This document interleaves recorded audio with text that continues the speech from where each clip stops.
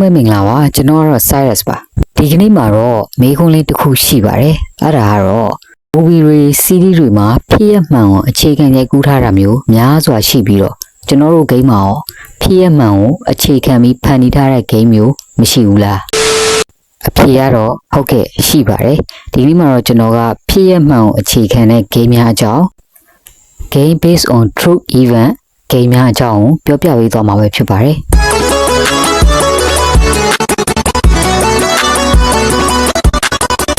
Number 1 This War of Mine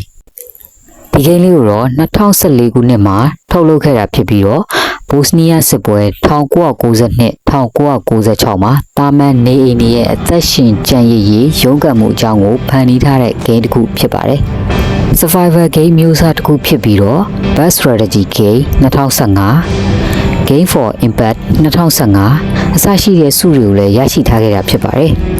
ဒီဂိမ်းလေးကိုတော့ PlayStation 4, Xbox One, Nintendo Switch နဲ့ PC တို့မှာအပြင် iOS နဲ့ Android မှာပါစော့ကစားနိုင်တဲ့ဂိမ်းမျိုးစားတစ်ခုဖြစ်ပါတယ်။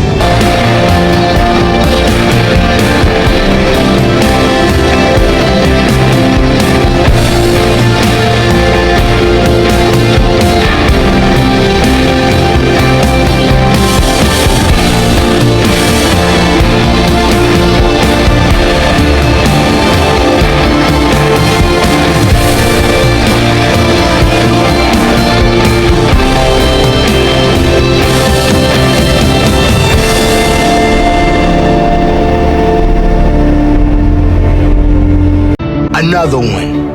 အခုမိတ်ဆက်ပေးမဲ့ဂိမ်းလေးကတော့ Paper Plate ဆိုတဲ့ဂိမ်းလေးဖြစ်ပါတယ်ခင်ဗျာဒီဂိမ်းလေးကို2013ခုနှစ် August လ10ရက်နေ့မှာထုတ်လုပ်ခဲ့တာဖြစ်ပြီးတော့ဂိမ်းမျိုးစားကတော့ Document Thriller မျိုးစားဖြစ်ပါတယ် Gaming Platform အနေနဲ့ PC Windows, PlayStation Vita နဲ့ iOS တို့မှာစော့ကစားနိုင်မှာဖြစ်ပါတယ်ဒီဂိမ်းမှာပါဝင်ကစားမဲ့ကစားသူအနေနဲ့နေဆက်ရရှိဖြစ်ခန့်အပ်ထားမှာဖြစ်ပြီးတော့နေ့စဉ်စာရွက်စာတမ်းတွေကိုစစ်ဆေးရမှာဖြစ်ပါတယ်။ဂိမ်းရဲ့ထူးခြားချက်ကတော့နံပါတ်1စာရွက်စာတမ်းစစ်ဆေးခြင်းစာရွက်စာတမ်း12မျိုးကျော်ကိုစစ်ဆေးရမှာဖြစ်ပြီးတော့အတူရောင်စာရွက်တွေလိမ်လည်မှုစာရွက်တွေကိုဖော်ထုတ်ရမှာဖြစ်ပါတယ်။နံပါတ်2မိုရာနဲ့ဆိုင်သောရွေးချယ်မှုများအန္တရာယ်ရှိသူများကိုခွင့်ပြုမိပါကလို့ဖြစ်ပြီးတော့စင်းရဲသားတွေကိုကူညီပါကလည်းဝင်ငွေဆုံးရှုံးမှာဖြစ်ပါတယ်။နံပါတ်3ဇလန်အဆုံးသက်မျိုး20သင်ရဲ့ရွေးချယ်မှုကအကြက်တဲတွေဘဝတွေကိုတက်ရောက်မှုရှိမှာဖြစ်ပါတယ်။ဒီဂိမ်းလေးကတော့ Best Strategy Simulation 2014 Indicate Grand Jury Award 2013အစရှိတဲ့စုစိတ်တွေကိုရရှိခဲ့တာဖြစ်ပါတယ်။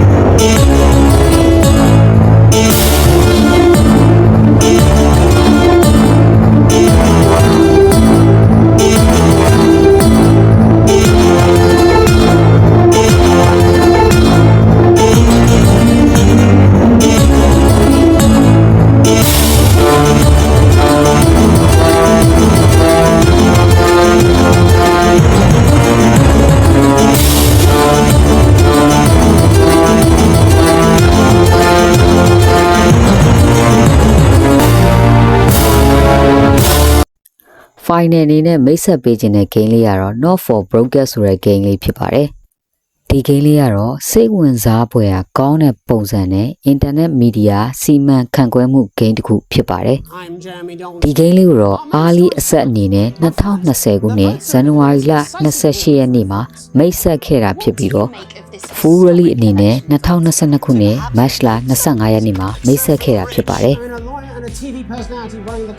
Game မျိုးစားကတော့ Real Time Simulator Game မျိုးစားဖြစ်ပြီးရရှိနိုင်တဲ့ Gaming Platform တွေကတော့ PC Stream, PlayStation 4, PlayStation 5 နဲ့ Xbox One တို့မှာစော့ကစားနိုင်ပါတယ်။ဒီ game မှာတော့ game ရဲ့ကစားသူကိုရုပ်သံဌာနရဲ့ထုတ်လွှင့်မှု Director အဖြစ်ခန့်အပ်ထားမှာဖြစ်ပြီးတော့အစီအစဉ်များကိုတိုက်ရိုက်ထိန်းချုပ်ရမှာဖြစ်ပါတယ်။သတင်းတွေကိုဖျက်တောက်ခြင်းကြော်ညာများထည့်သွင်းခြင်းအရေးပေါ်အချက်ပြမှုတွေကိုစီမံရမှာဖြစ်ပါတယ်ဒီဂိမ်းရဲ့ထူးခြားချက်တွေကတော့ရုပ်သံထုတ်လွှင့်မှုကိုဓာတ်ရိုက်စီမံခြင်းက ကင်မရာလေးလုံးကိုချက်ချင်းပြောင်းတာတွေမိုက်ခရိုဖုန်းဖွင့်တာတွေနဲ့အတန်အတိုးကျညှိတာတွေကိုလှုပ်ဆောင်အောင်ဖြစ်ပါတယ်ဒီကိန်းလေးကတော့ Nominated Best Narrative 2023 ဆုကိုရရှိခဲ့တာဖြစ်ပါတယ် Give us a hug. If you fire a single shot, Initial estimates put the death toll into the millions.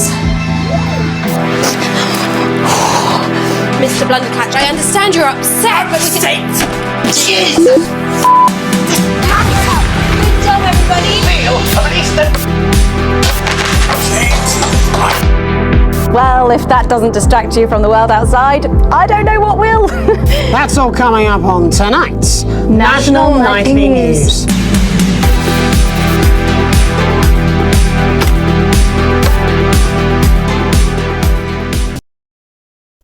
Now လာမယ့်ဗီဒီယိုတွေမှာလည်းဘယ်လို gaming အကြောင်းတွေကိုစီစဉ်တင်ဆက်ပေးသွားအောင်လဲဆိုတာစောင့်မျှော်ကြည့်ရှုပေးကြပါအောင်ဗျာဟုတ်ကဲ့ကျွန်တော်ကတော့